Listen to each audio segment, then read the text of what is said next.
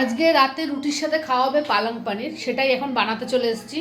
বাবা ছেলে কেউই বাড়ি নেই, এখন সব জিনিসপত্র জোগাড় করা হয়ে গেছে। দাঁড়াও দেখাই কি কি দিয়ে করবে। এখানে তো পনির আছে, এইখানে পালং শাক বেটে নিয়েছি, এখানে টমেটো, এটা হচ্ছিলো কাঁচা লঙ্কা বাটা, আর এই হলো আদা। আর টমেটোর সাথে কিন্তু আমি রসুনও বেটে রেখেছি।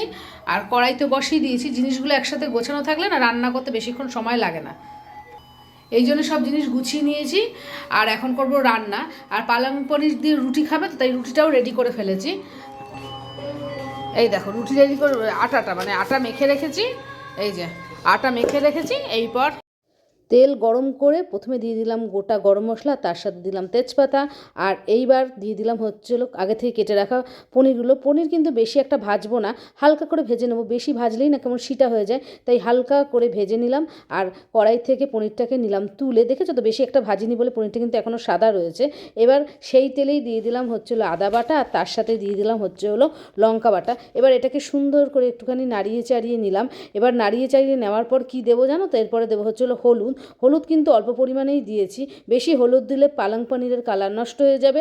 আর তারপরে দিয়ে দিলাম আগে থেকে বেটে রাখা রসুন আর টমেটো বাটা। এটাকে ভালোভাবে নাড়িয়ে চাড়িয়ে মশলা কষিয়ে দিয়ে দিলাম হলো পালং বাটা।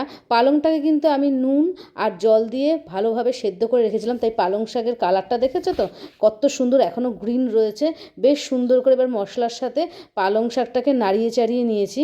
আর তার মধ্যে দিয়ে দিলাম আন্দাজ মতো নুন।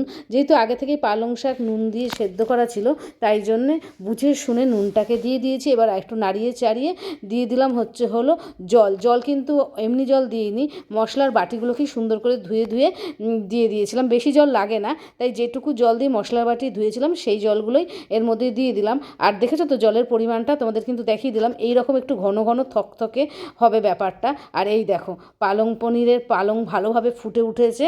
এবার দিয়ে দেবো হচ্ছিলো পনিরগুলো, আগে থেকে ভেজে রাখা পনিরগুলো দিয়ে দিলাম।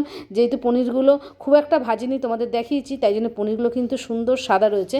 আর পালং পনির করতে গেলে মশলা বেশি সাতলাতে নেই, তাহলে পরে কিন্তু কালারটা বাজে হয়ে যায়। দেখেছো তো পনিরের কালারটা কি সুন্দর রয়েছে, আর তার সাথে পালংয়ের কালারটা। আর এইবার দিয়ে দিলাম হলো ফ্রেশ ক্রিম।